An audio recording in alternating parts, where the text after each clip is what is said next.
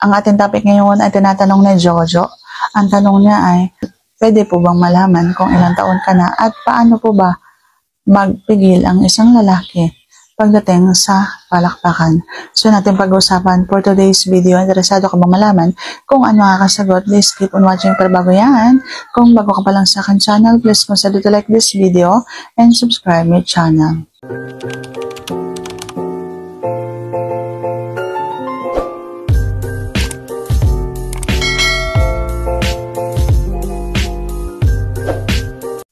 So, sa tanong na kung ilang taon na ako po ay 38 na ngayon.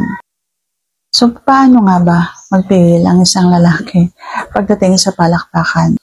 Ang sagot ko ay dapat pipigilan mo ang iyong pagkasabi, panggigigil, at ang iyong sobrang damdamin para doon sa iyong kapares. Kapag halimbawang nagpapalakpakan kayo, gagawa kayo ng iba't ibang pesto para hindi lang doon sa iisang pesto na yun kung saan ka sobrang nakikiliti. Kapag halimbawa kasi ang isang lalaki ay doon sa pesto niya, yung pinaka gustong-gusto niyang pesto, at yun ang kanyang inuna, siguradong mabilis ka lang matatapos. Siguradong tapos na agad yung laban. Pero kung halimbawang iuhuli mo yung pinakagusto mo, tapos uunahin mo yung mga hindi mo masyadong gusto, tapos yung mga sobrang nakakapagod na mga pesto, yung ganyan.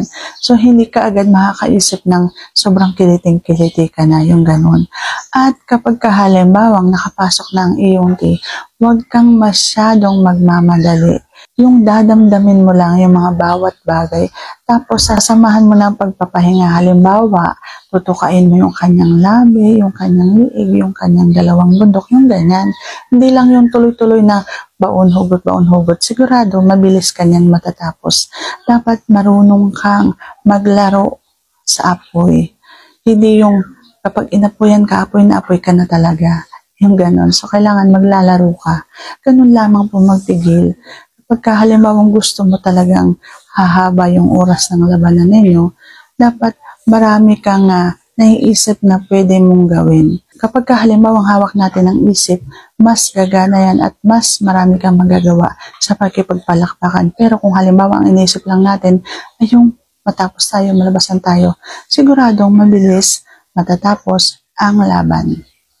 So, sana sagot ko na tama ang tanong. And if you like this video, please consider to like this video and subscribe my channel. Thank you for watching. See you on my next vlog.